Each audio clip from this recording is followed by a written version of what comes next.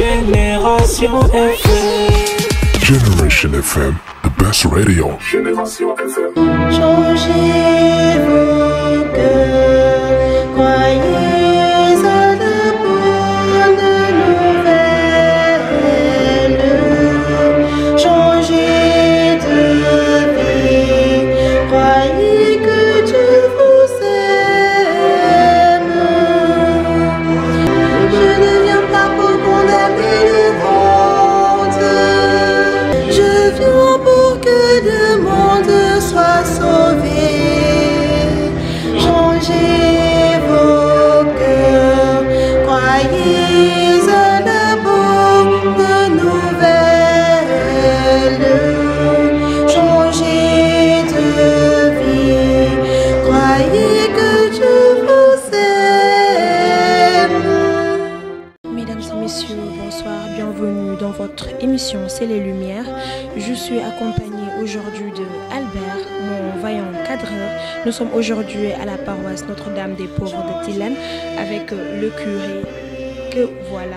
Bonjour abbé. Bonjour, Comment vous allez? ça va bien vous? Voilà, c'est l'abbé L'abbé Jean-Louis Diatta. Ok. Donc aujourd'hui nous allons discuter sur le thème du sacrement de baptême. Donc mon père, le sacrement de baptême, nous savons tous que c'est le premier sacrement que l'on reçoit. Assurément. Donc nous aimerions développer un peu sur ce thème. Ma première question est la suivante. Quelle est la signification spirituelle du baptême? Tout à fait.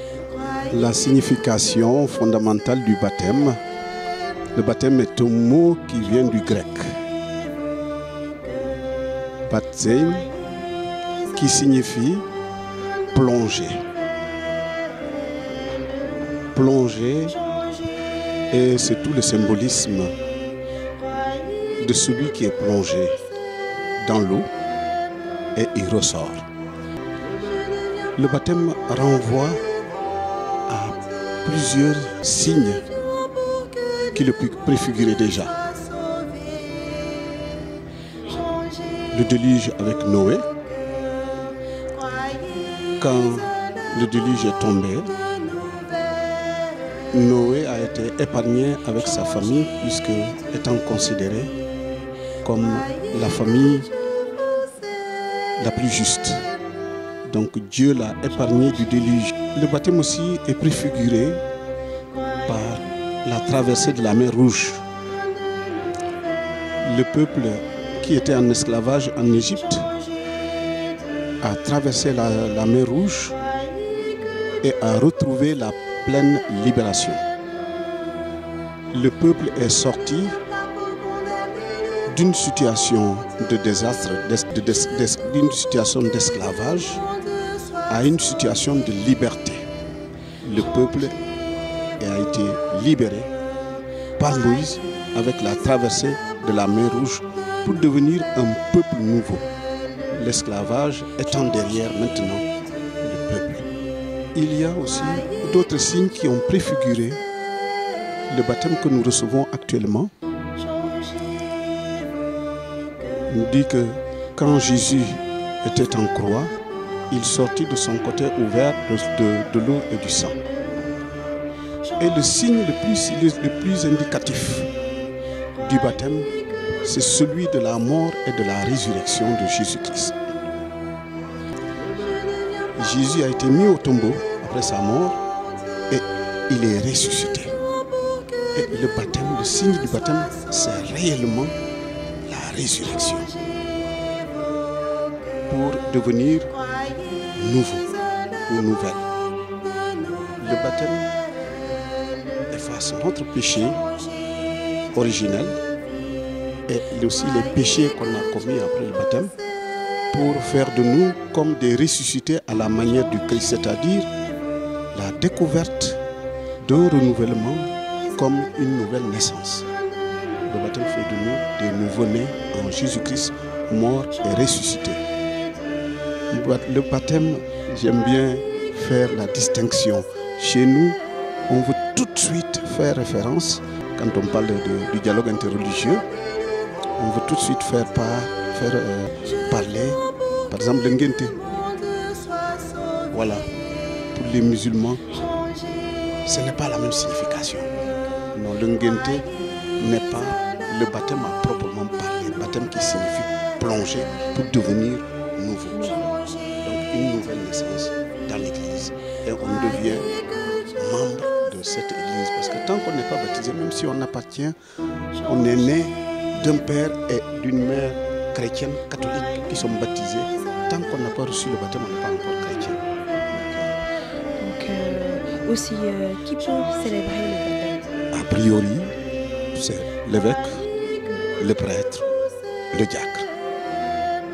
Mais il y a des conditions où un ministre extraordinaire peut intervenir. C'est-à-dire, en cas de péril,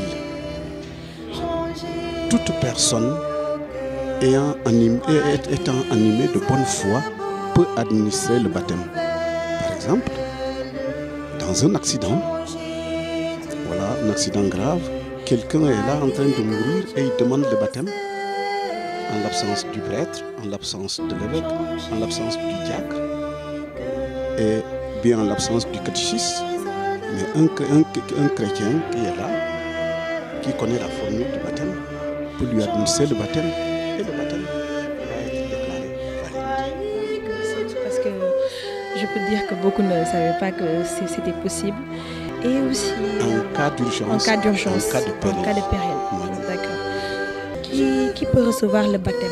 Et à quel âge peut-on recevoir le baptême? Et qui peut le recevoir? Alors, je puis dire que le baptême est de toutes les saisons, ouais, c'est-à-dire de tout âge. Quelqu'un qui est né à la maternité peut aujourd'hui recevoir le baptême le jour même qu'il est né, le jour de sa naissance. Alors, quelqu'un qui grandit jusqu'à 5, la limite 6 ans, peut recevoir aussi le baptême des enfants.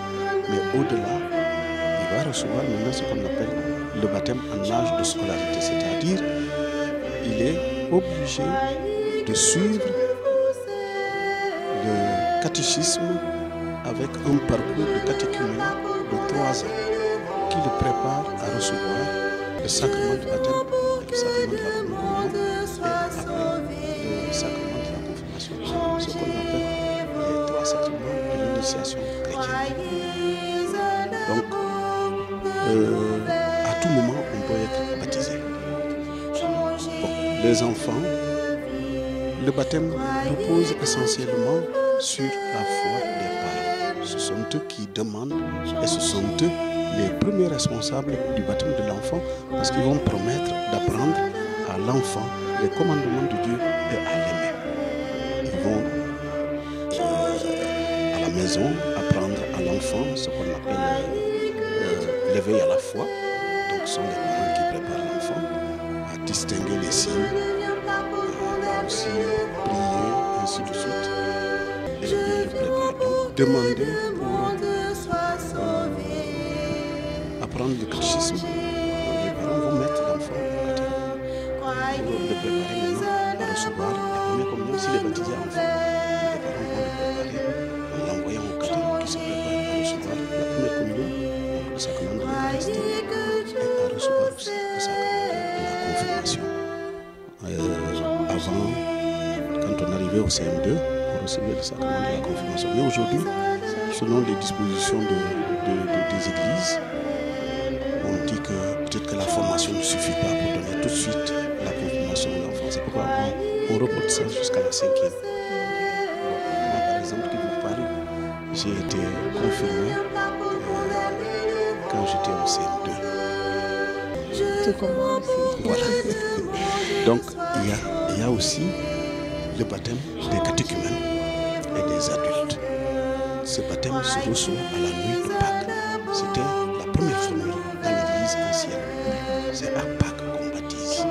C'est les baptêmes des adultes. Ils se sont préparés pendant 3 ans. Ils se sont formés, ils se sont laissés former pour avoir en eux les valeurs de la foi chrétienne. Donc le baptême des catéchumènes intervient la nuit de Pâques. Voilà. Tout le symbolisme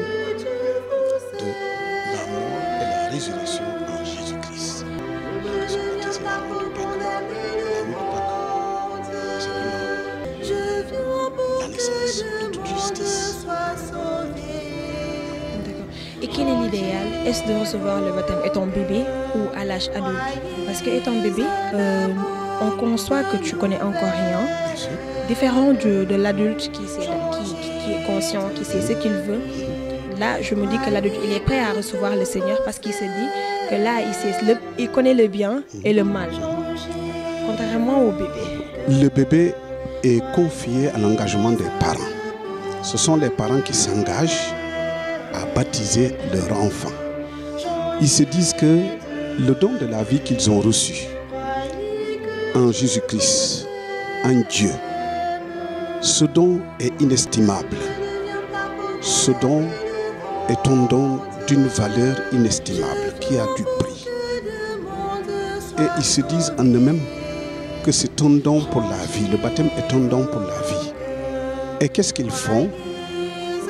Suite à ce qu'eux ils ont reçu, à ce qu'ils ont apprécié comme étant un trésor pour leur vie chrétienne, ils se disent en eux-mêmes qu'ils ne peuvent pas partager ce don, ne pas partager ce don à leur enfant. Ce qui est bon pour eux, ils se disent que non, c'est aussi bon pour leur enfant. C'est pourquoi ils le demandent pour leur enfant. Donc, le baptême de l'enfant engage particulièrement les parents, le parrain et la marraine dans l'éducation chrétienne de l'enfant. Ils s'engagent à l'éduquer. Et ce sont des questions fondamentales le jour du baptême qui sont posées aux parents. Vous demandez le baptême pour votre... D'abord, quel nom avez-vous donné pour votre enfant? Ensuite, que demandez-vous pour votre enfant à l'église de Dieu? Les parents répondent, nous demandons le baptême pour lui. Et bon, il y a plusieurs réponses. Ou bien, nous voulons qu'il entre dans la famille des enfants de Dieu, qu'il appartienne à la famille de l'église, qui est Jésus-Christ, le corps de Jésus-Christ. Et ensuite, celui qui baptise pose encore la question aux parents de savoir, en baptisant votre enfant, vous vous engagez à l'éduquer dans la foi et à lui apprendre les commandements comme Dieu l'a. Êtes-vous conscient de cela? Les parents répondent, oui, nous le sommes. Et une autre question est posée aussi aux parents et à la marraine. Et vous qui avez accepté d'être le parrain et la marraine de cet enfant, êtes-vous disposé à aider les parents à assumer leurs fonctions? Le parrain et la marraine aussi prennent solennellement l'engagement d'être aux côtés des parents pour aider l'enfant à grandir dans la foi. Parce que laissé à lui-même, l'enfant ne peut pas se conduire comme il se doit. Donc il a besoin de la foi des adultes pour se comporter selon ce que lui-même a reçu. Si, évidemment, moi j'aime bien faire le reproche aux parents. Il ne s'agit pas d'envoyer les enfants au baptême, de les faire baptiser et ensuite de rester à l'église. Et ce reproche est fait et aux parents et aux parents et à la marraine. Il faut qu'ils soient les premiers exemples pour leurs filles, pour leurs enfants qu'ils ont envoyés au baptême. Si l'enfant ne les voit jamais aller à l'église, ni eux, ni le parrain et la marraine, l'enfant peut se dire, mais à quoi bon me faire baptiser? S'ils me font baptiser pour me faire avancer alors qu'eux ils reculent, ça n'a pas de sens.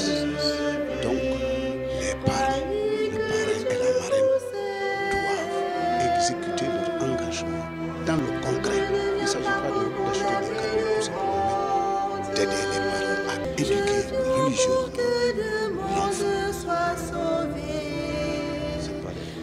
Ça peut être un cadeau voilà, des cadeaux d'ordre religieux. Ça va apprendre l'enfant à se familiariser petit à petit avec ce qu'on lui a. Mais si on lui a parlé, donc c'est aussi bien de faire comprendre aux parents qu'ils ne doivent pas choisir des parrains et marraines n'importe comment. Il faudrait des personnes que tu sais, ils sont... C'est pourquoi il est dit que on ne peut pas être parrain ni marraine sans avoir reçu le sacrement de la confirmation. Et en dessous de 14 ans, on ne peut pas être parrain ni marraine dans l'église. Bon, évidemment, la question est quelquefois discutée, mais normalement, il y a un âge requis pour devenir parrain et marraine, parce que le sacrement de la confirmation nous fait adultes dans la foi. Du coup, on devient un porteur de l'annonce de ce que nous-mêmes nous croyons. La confirmation vient confirmer la grâce du baptême pour nous faire devenir adultes dans la foi, non seulement pour vivre ce que nous croyons, mais aussi pour témoigner de ce que nous croyons. Donc, quelles sont les conditions administratives ou les règles prédisposées par l'Église pour recevoir le baptême? Pour recevoir le baptême, les conditions, bon, toute personne est capable de recevoir le baptême. Le baptême est un sacrement, un don gratuit de Dieu. Il n'y a pas, bon, les conditions administratives, c'est quoi?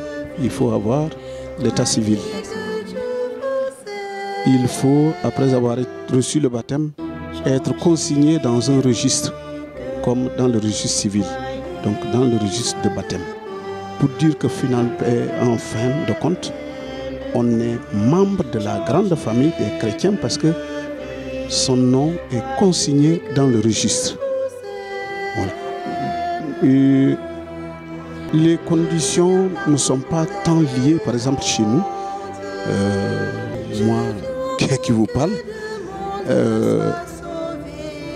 j'ai été baptisé avant mes parents. Donc mes parents, en tant que tels, n'étaient pas engagés dans l'église comme telle.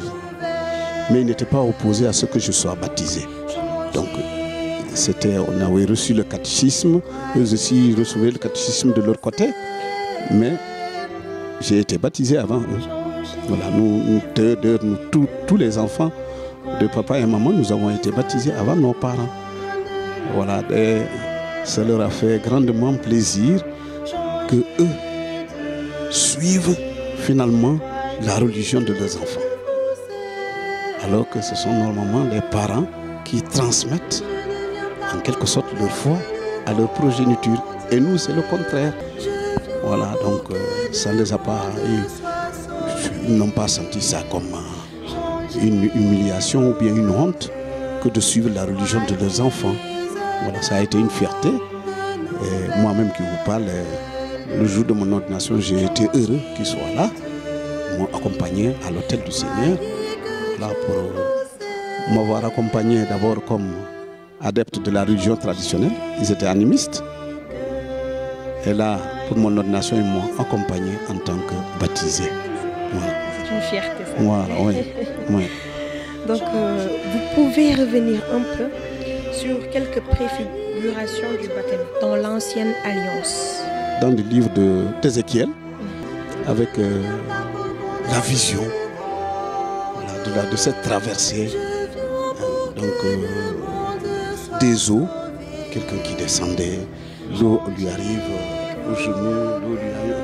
Bon, évidemment, tout ça c'est aussi une préfiguration. J'ai parlé de Noé comme figure du baptême, donc le déluge. Dans l'ancienne alliance, donc il y a cette traversée de la mer Rouge à pied sec pour que la race devienne une nouvelle race, au lieu que ce soit une race d'esclavage, mais une race qui a recouvré, qui a retrouvé la liberté. On est comme plongé dans l'eau et quand on traverse cette eau, bien quand on sort de cette eau, on devient nouveau. En fait, c'était déjà le baptême de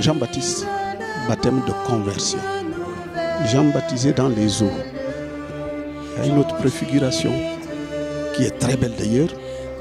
Naaman le Syrien, un général de la Syrie, qui était... donc on avait capturé une petite fille qui est devenue esclave, servante du général Naaman le Syrien. Et ce Naaman était atteint de la lèpre. Donc la lèpre, vous savez ce que c'est que la lèpre? Bon, il n'avait plus de doigts, etc. Il était complètement défiguré. Et la petite Israélite voit Naaman et elle dit, si mon patron va en Israël, il sera guéri de sa lèpre. Quelle prophétie! Le général Naaman prépare beaucoup de présents pour aller en Égypte. Et avant d'aller, il y a eu donc comme le gouverneur de Naaman, du général, qui écrit une lettre au roi d'Israël pour lui dire, je t'envoie Naaman pour qu'il se fasse guérir chez toi. Le roi d'Israël s'est mis en colère. Qui suis-je? Est-ce que je suis un guérisseur? Est-ce que je suis... Le prophète Élisée avait entendu. Il dit qu'il vienne à moi et il saura que je suis le prophète du Dieu vivant. Il va trouver le prophète Élisée. Il ne l'a pas vu, ils ne se sont même pas vus. Élisée a envoyé pour lui dire tout simplement d'aller plonger dans les eaux du Jourdain et il sera guéri. Alors lui, Naaman, il s'est dit non. Que comme tout guérisseur, ce guérisseur serait venu, il aurait posé sa main sur ses plaies pour le guérir, il l'aurait touché, etc. Mais sur simple parole, comment lui peut être guéri? Il voulait retourner avec ses chars chez lui, en Syrie. Ses serviteurs lui disent, mais non, si le prophète t'avait demandé, par exemple, de massacrer, de tuer des bœufs en sacrifice, tu l'aurais fait, n'est-ce pas? Il dit oui. Mais alors, qu'est-ce qui est le plus simple? D'accepter qu'ils te disent tout simplement de plonger dans l'eau. Le général Naaman avait cité même les fleuves de la Syrie, l'Euphrate, etc. Est-ce que les eaux de l'Euphrate en Syrie ne sont pas aussi des eaux vertueuses qui puissent me guérir? On lui a dit non, ça, ce qu'il te demande là, mais c'est pas... Le prophète lui avait demandé d'aller plonger. Et quand Naaman a plongé dans le Jourdain, son corps, on nous dit que son corps est redevenu comme un corps d'enfant, tout neuf.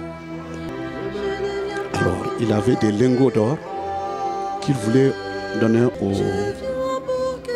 au prophète. Il lui dit non, garde. Donc Naaman était comme un nouveau baptisé, guéri. Alors, cette question-là pose aussi la question aujourd'hui.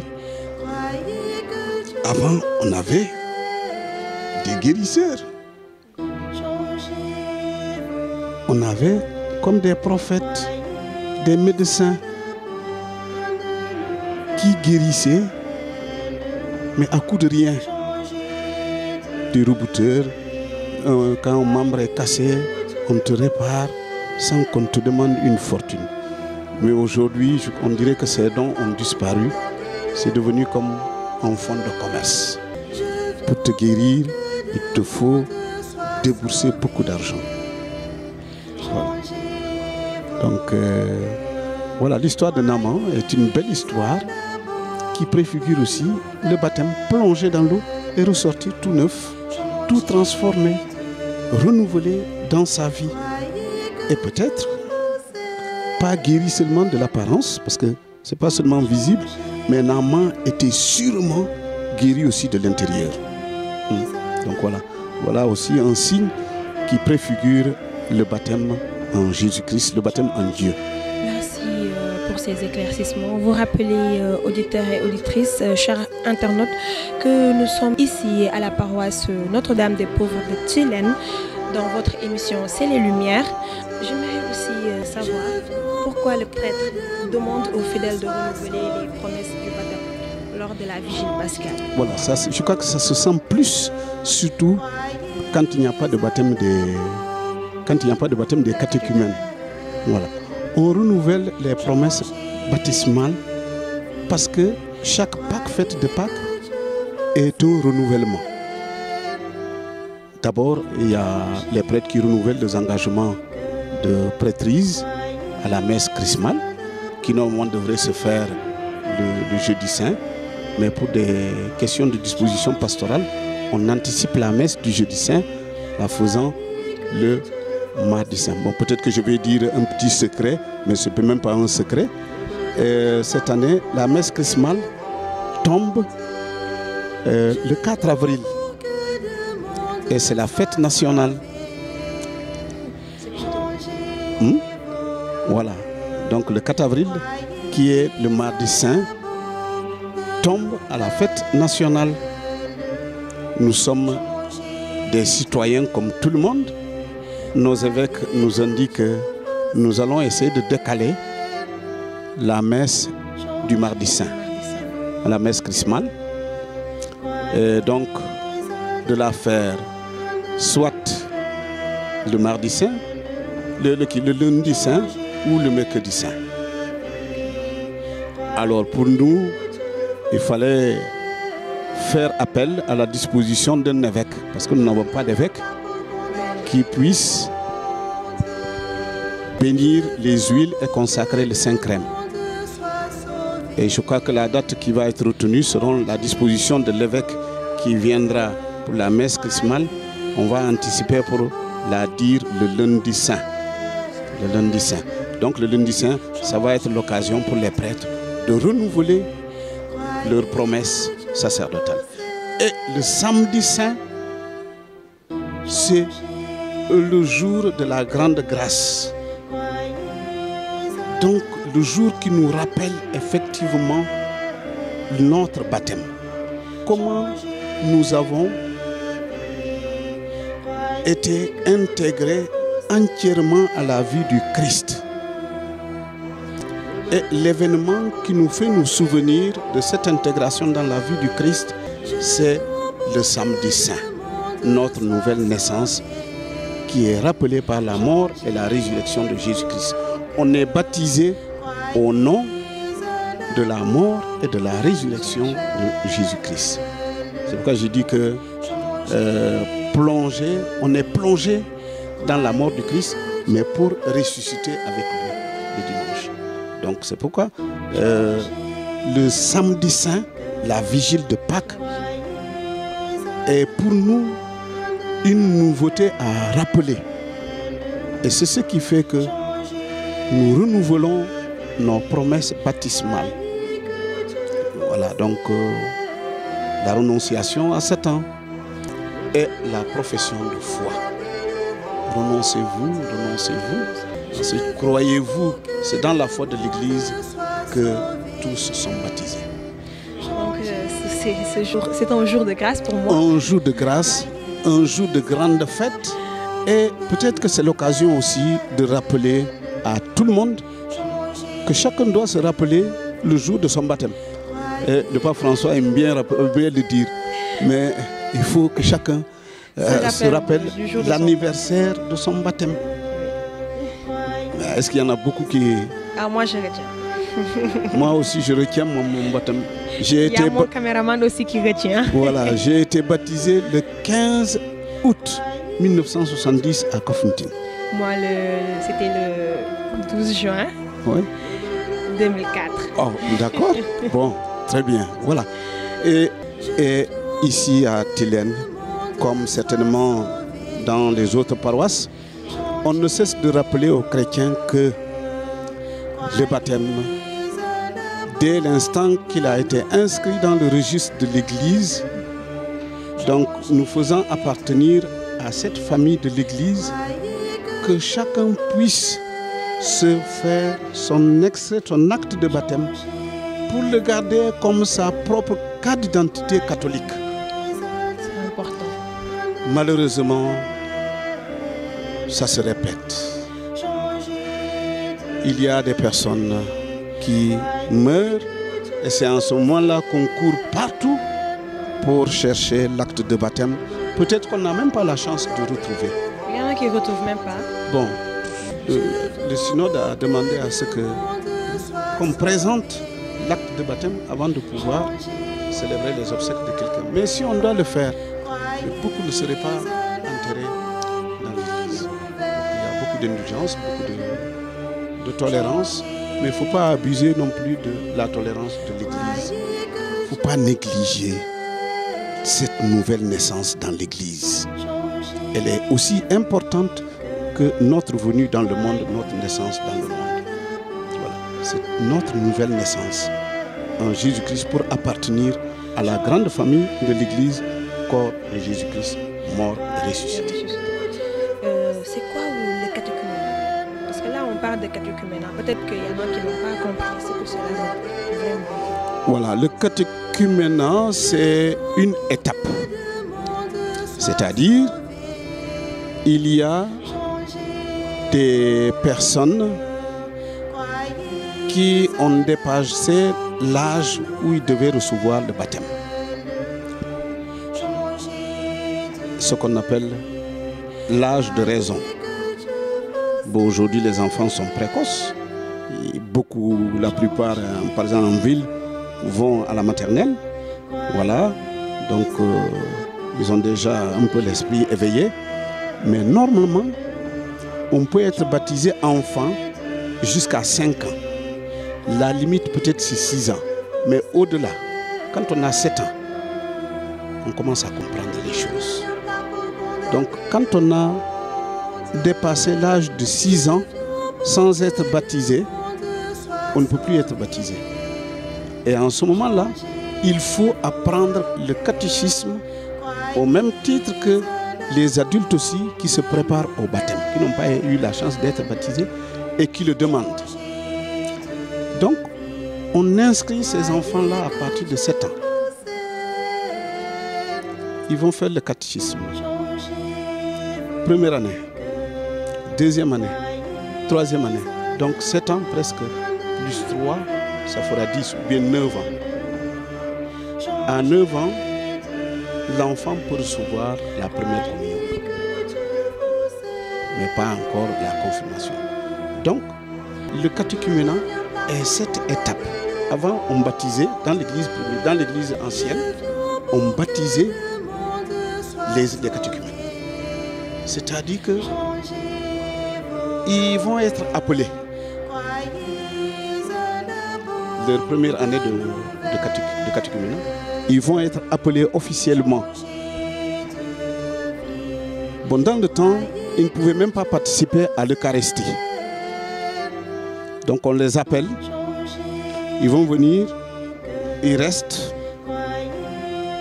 mais au moment de l'Eucharistie, ils vont se retirer de l'église, parce qu'ils ne font pas encore partie de l'église.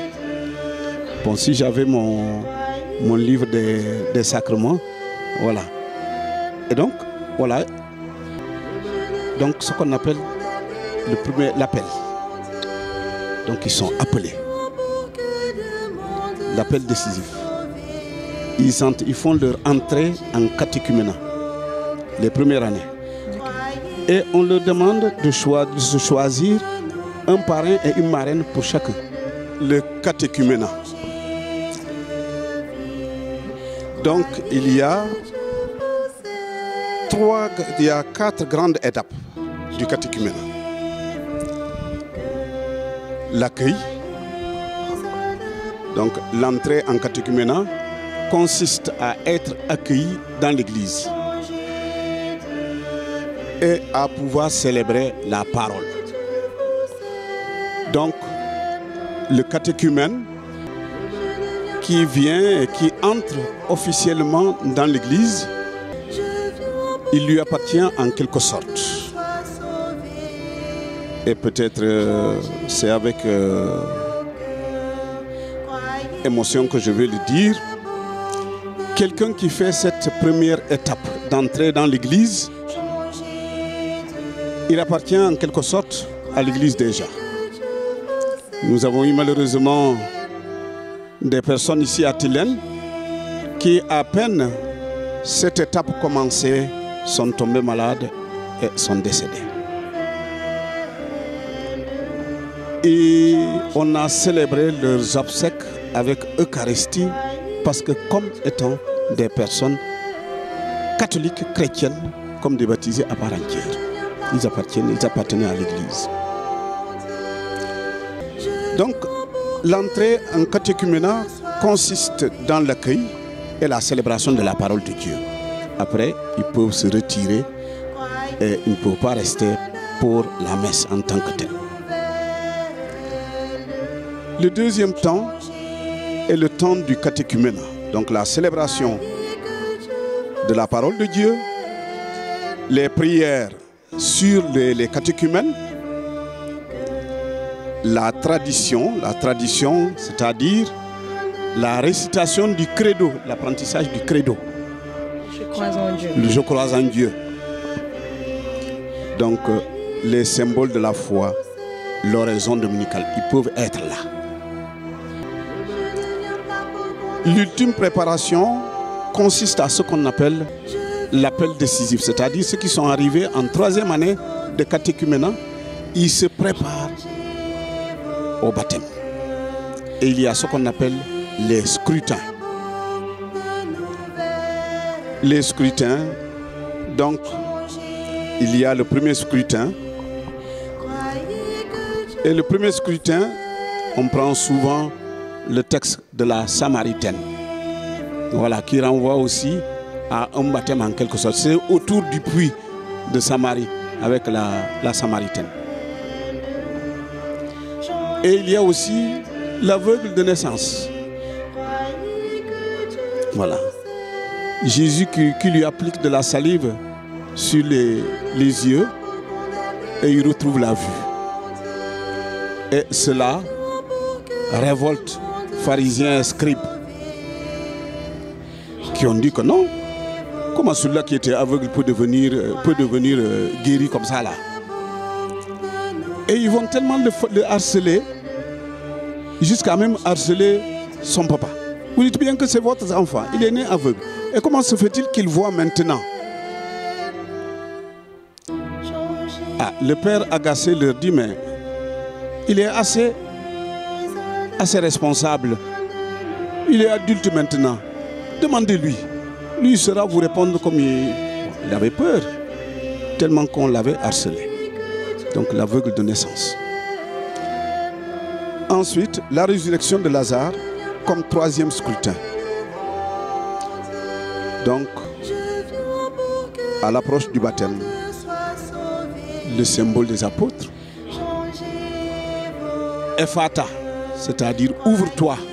Donc, touche l'oreille pour ouvrir l'oreille du catéchuménat pour mieux entendre la parole de Dieu, afin de pouvoir la dire, ce qu'on appelle Ephata. Et dans cette étape ultime, avant le baptême, il y a ce qu'on appelle l'huile des catéchumènes. On fait le signe d'huile sur le front des catéchumènes pour dire que bientôt ce sera le Saint-Crème qui va couler sur leur front. Et le baptême va intervenir le jour, bien la nuit de Pâques. La nuit de Pâques. Bon, ici à Tilène, pour une question de commodité,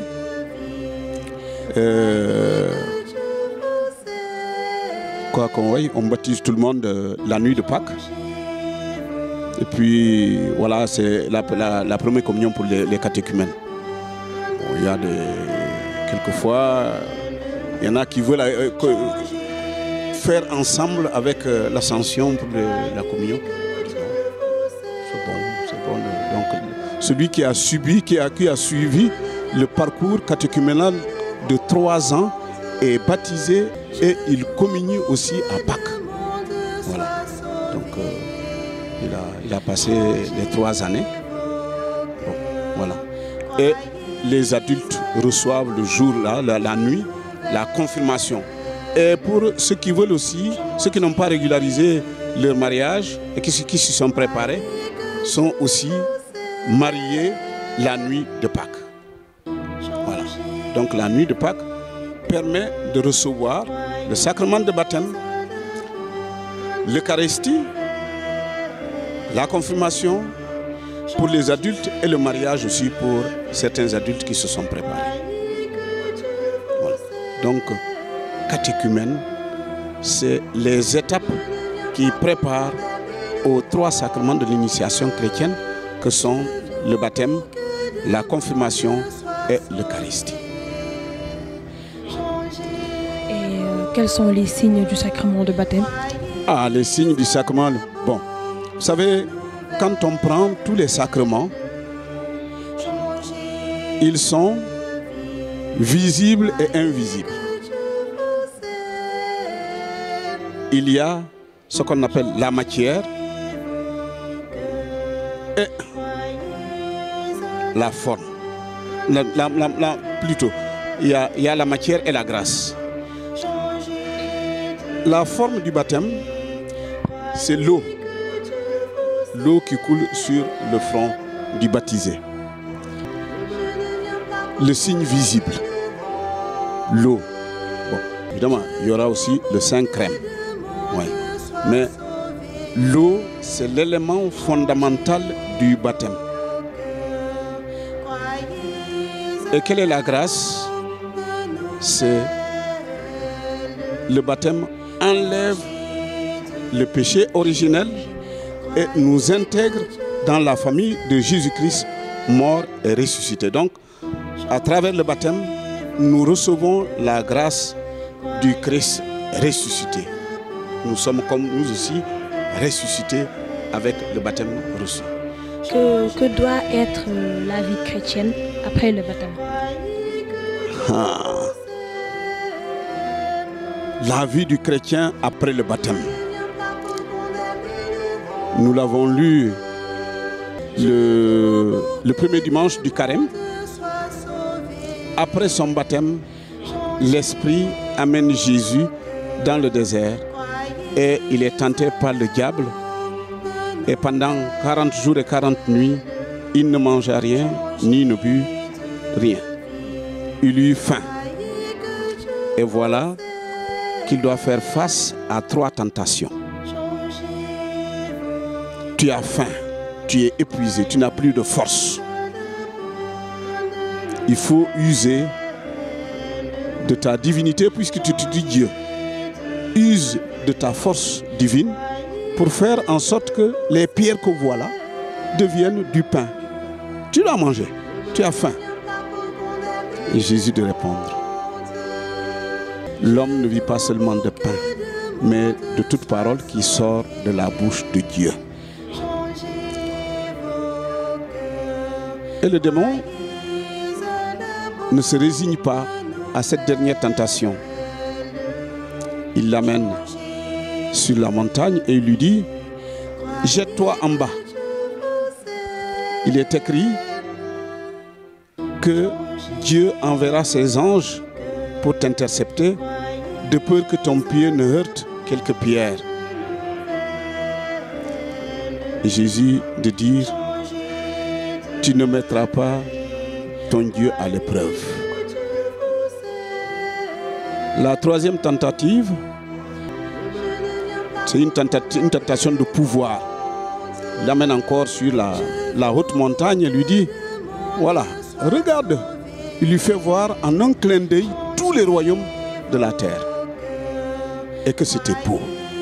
Regarde tout ça. Et le diable ment en disant, c'est pour moi. Si tu es le Fils de Dieu, mets-toi à genoux devant moi. Jésus lui dit, arrière Satan. Arrière Satan. Alors, le baptême fait de nous en quelque sorte des Jésus, des Christ. C'est dire quoi? Jésus, après son baptême, il a eu la force de l'Esprit Saint. la force de repousser toute cette adversité qui invite finalement au mal, à l'orgueil, à l'égoïsme. Jésus veut nous préserver de tout ça.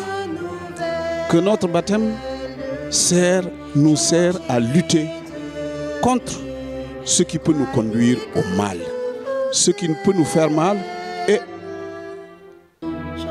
faire de nous des hommes et des femmes qui font aussi mal à d'autres. Comme dernière question, j'aimerais vous demander quelle est la grâce du baptême? La grâce du baptême, c'est de devenir justement enfant de Dieu. Alors, vous allez me rétorquer, mais est-ce que ceux qui ne sont pas baptisés ne sont pas enfants de Dieu? Si, ils le sont. Mais nous sommes enfants de Dieu de par le baptême, parce que nous appartenons à une famille. Cette famille, sa priorité n'est pas d'être du même sang. Ce n'est pas des frères et des sœurs de même sang. Mais une famille qu'on ne peut même pas maîtriser. Une famille de tout ce qui se rassemble dans l'église de Jésus-Christ. Ils appartiennent à cette église grâce au baptême. La grâce du baptême nous fait donc devenir enfants de Dieu en Jésus-Christ, en qui nous croyons. C'est la vie de Jésus-Christ qui coule dans nos veines et nous devons le refléter ainsi, rayonner de Jésus-Christ.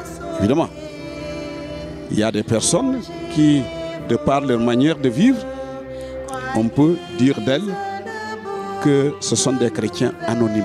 C'est-à-dire, leur manière de vivre est tellement simple et en conformité avec la vie de Jésus-Christ. Même si ces personnes-là n'ont pas reçu le baptême, mais le fait de mener une vie de droiture fait des témoins de Jésus-Christ, même dans l'anonymat.